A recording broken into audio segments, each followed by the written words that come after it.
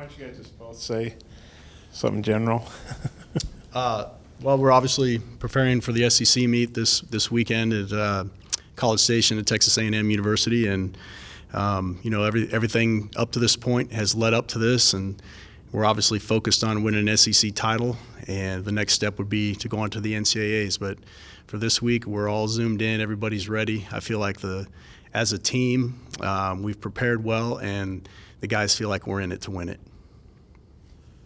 Like the men, this is the championship start of the season. The SECs is always a highlight for our kids. Looking forward to trying to sustain that series of championships that we've been able to get going here in the last 15 championships. So everybody that we're counting on that can be in scoring positions as of this moment are healthy, and we're hoping that everything goes smooth up to Friday and Saturday. Just who you're redshirting to be a kind of a middle of the pack contender. Can you win this without them? We're going to make it close. LSU right now is number 1 in the nation. Georgia's number 2. We're number 3. In fact, 6 of the top 8 are SEC schools. So we're very top heavy in the national rankings, and the SEC traditionally always is just an absolute battle to try to win. Considering some of the decisions we've made to redshirt and save some people for this next year and also our outdoor season, we're going to make it very, very close. Feel there'll be a big urgency. I mean, they've been wanting to beat you for a long time, where this is their big shot. Yeah, if there's a person that stands alone a lot of the time at meets, it's myself. I don't have a lot of friends in the SEC as far as in the battle of competition because we've been so dominant in the past few years. So we'll look forward to rising to the challenge. Hopefully we can bring it down to the mile relay. I've never been very good at math, but I think I got this right. The last 19 SEC meets, including cross country last fall, you've won 17 out of 19. That's kind of ridiculous. In a good way for you all, in a bad way for everybody else. Yes. Well, I mean, what do you think about that dominance, and does that give you guys maybe a little extra edge going into this meet just because, you've been so good? Well, I think a lot of the kids that are on this team have never not won. And so I think that's all they know. And hopefully some of our newcomers are willing to fight and battle like some of our predecessors, because our alumni established that type of tradition, and hopefully our young ones will follow suit or the example that's been already set up for them. Certainly John McDonald, but then Chris too has had that kind of Triple Crown dominance. Just how big would it be for the program to get back and win an SEC title? Yeah, I mean, that's obviously been our goal all year. We've planned for this, and we're pushing towards that effort, and it's something we need to do and want to do, and I can assure you that the team is focused on that this weekend, so we're going to go after it. Who gives you your best shot and what events?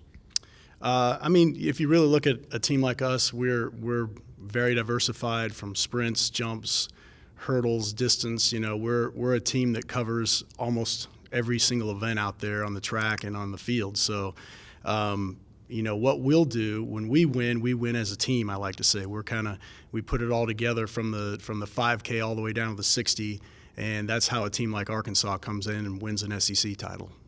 How many besides, I would think Boyd and Cameron Griffith, some of those guys about have to win or finish second? We'll obviously have some headliners. Cameron Griffith will hopefully be a big scorer for us. In the distances, and Gilbert Boyd's had a good conference here and there for us, and we've got some guys who have really stepped up, like Chris Hari in the 60, and newcomer Jeremy Farr in the 400, along with Jalen Brown in the 400. I think we've got some points that are laying out there that are probably unaccounted for right now, with some guys that haven't really done it yet, and but they look like they can do it, and we feel like they're ready to really perform this weekend. Doug, I know you don't coach the jumps, but you got Laquan in both jumps. How big would it be if he could score big in both those events? Well, Laquan's very talented, and he's a guy that can do a lot of good stuff. And I think I've noticed he's very focused this year. His demeanor has changed as far as the way he approaches the meets, the way he approaches practice. And I think he's a guy that can go out there and have a real good showing in both the long jump and the triple jump. And we need him to do that, and he's fully prepared to do it. Lance aside, I guess Katie Izzo, how many events you have her, and you have a few others that you're going to have, doubling, tripling type stuff. Well, we met with the distance crew and said, a lot of this is going to be on your backs as far as the mile, the 3, the 5, and the DMR. Are you willing and want to try to put this together to win a title? And to an athlete, every one of them said, yeah, let's go after it. I have to double. If I have to triple, I'm more than willing to do that. It might be a little bit of a sacrifice in our training for ultimately the NCAA meet, but the SEC is something that we really focus on and obviously holds high priority. So we're going to load in their primary event as well as probably hit some secondary events as well. Izzo personally, what do you have? Izzo's going to run the 5 and the 3. Devin Clark is going to follow suit as well to try to get some scoring punch on those 2 events, and then we'll have 6 different ones coming back in the 3,000. 5,000 will be on the first night. Our distance medley is also favored to win, but that's with a team that has Izzo on it, and so we can't spread her. It's impossible to have her do all the events that she could potentially win. But we have some secondary people that definitely can step up and fill some of those voids. Karina will run the mile in the 3, and Maddie Reed actually is going to anchor our DMR, and she had a big breakthrough at Seattle and ran a really fine time. So she's going to have a lot of work to take care of. Is she going to run the 3K, or what's Abby Gray going to do? Abby Gray right now is in the 5 and the 3. Unfortunately, she's a little tender. We don't know where it came from, but last Wednesday she had some calf problems, and so we're trying to attend to those. And the nature of the events that she would be in could really make her calves to the point where she wouldn't compete. And we're trying to make those decisions today and tomorrow. Sure, in the vault, everyone, the whole league thought, well, the twins are gone, Desiree's gone. How much do you think you're going to score now with McCorkle and Martinez? Well, Brian always said that once the twins graduated, that he'd need some mental therapy. But he's masterful at how he's able to bring people along. That we're kind of in the shadows in years past. Bailey McCorkle, a local girl, she has absolutely exploded. And then our transfer from Cal Berkeley, Lauren Martinez, is jumping lifetime bests already indoors. So he's been able to create that magic, and hopefully he can carry it on this coming weekend. Lauren Gregory, is she healthy or getting? We're going to redshirt her. Okay. She's still recovering from cross country. She's got some foot issues that just seem to be very slow in healing, and so we're going to have to sit on her. And we were talking to Katrina Robinson. She's hadn't run in. Katrina is on a flight presently home in Australia, so she's decided that this was a great experience for her, but the opportunity to go home was more important. So she's not part of the She's program no longer anymore? a Razorback. Okay. And then I think Katie leads this conference in 3 races, I think. She does, a mile, 3 and the And 5. obviously you like to run, but you can't. Yeah. But is she going to run on a relay? No, we'll just go 5 and Yeah. 3 with her. What's been her impact in a short time? on the Oh, program? absolutely phenomenal. I mean, Cal Poly was here this weekend, and even her former teammates, I mean, they've read about her and so on. They just can't believe how she has become almost a different person. And that's a credit to our medical team putting her back together. And she's always been a great competitor, and that spirit is really come out. And, she's super excited about the idea of the SEC championship.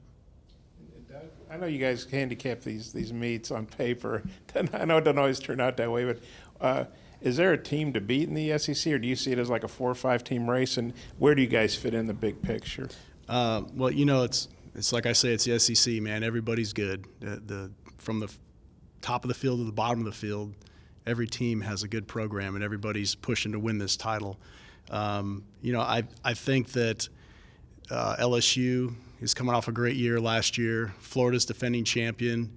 Texas A&M's at home, and we look really good. And I think that this could turn out to be a 4-way battle for the men's side, probably in the long run. And those 4 teams look like they're all in contention and all have good, solid programs. And they could, if they hit it on a given day, if this weekend, if any of those 4 teams come in and they're ready to roll, I think any of those 4 could win it. Lance, you mentioned like LSU and Georgia, their ranking. A lot of times, national and conference don't necessarily compute. I mean, who do you really think at the conference level would be? Speaking of trying to do some math and calculated guessing, I think it comes down to ourselves, LSU, and maybe possibly A&M. A&M always has a tendency to rise when they're at home, but LSU has the firepower, especially in the sprints and jumps, that they could be very formidable. I'm sorry. What were It'll you- be another one of those that anybody can get close to 100 points. In years past, you had to be over 100. This year, I think there's so much more parity across the SEC that you could be in the high 80s, low 90s, and possibly still win the conference title. These kids are redshirt, and let's say they were like a 15th SEC team, and they were all healthy and stuff. How good could they do? Like Werner and Gregory and Jada and Campbell. I mean, how good? Just the 4 of them. How much could they score? They could be pretty potent. They'd probably push for the top half of the conference. Depending on how many you doubled and so on and so forth. But yeah, they definitely have some scoring firepower. There's no doubt about it. And Campbell, what's her injury again? A knee? Kathleen? Yeah. Yes. She had a stress fracture in her femur, which has been very, very slow in healing. But she's now on the mend and is able to exercise and get back in the groove. Will she be in time for the outdoor meet? That it remains to be seen. We'll have to make a good decision with her and her future as far as what's going to be best for her. Doug, are you guys healthy pretty much, or how's everybody doing health? Yeah, I mean, overall, I think we're in pretty good health. We had a couple guys that are dinged up a little bit, but this time of year, that's the tendency to be dinged up, and you got to kind of tough through it, fight through it, and I do feel like we're pretty healthy overall, though, right now. Gilbert, because I know he had the flu and stuff early in the year. Is he caught up now, training-wise? You probably never really get where you want to be, but I do feel like he's a great athlete, and the great ones always find a way to recover, it seems like to me, when you really watch him through the years. And I think he looks really good. He ran the race we wanted him to run in the 3K this weekend, which was a race to qualify him for the fast seat of the SEC meet. And so he did what he needed to do, and I don't think he taxed himself too much. Ran the appropriate time he needed to, and he looks like he's ready to go. He's a gamer. He did some great stuff at the SEC, both meets for us last year, indoor and out, and I think he's ready again. You transfer from Louisville, Ches. I'm sorry, his name's escaping me. But the distance kid from Louisville, I think he's leading the league in the 5K. Yeah. What's his impact been? He obviously hasn't been to a championship meet for us yet, and we hope he's the guy that will step up and do what he has to do. But he's very talented, and he's going to bring a lot of depth into that distance core that's already really strong with Cameron and Gilbert and some other guys that are in there going to help us. And he could be a factor in this meet for sure.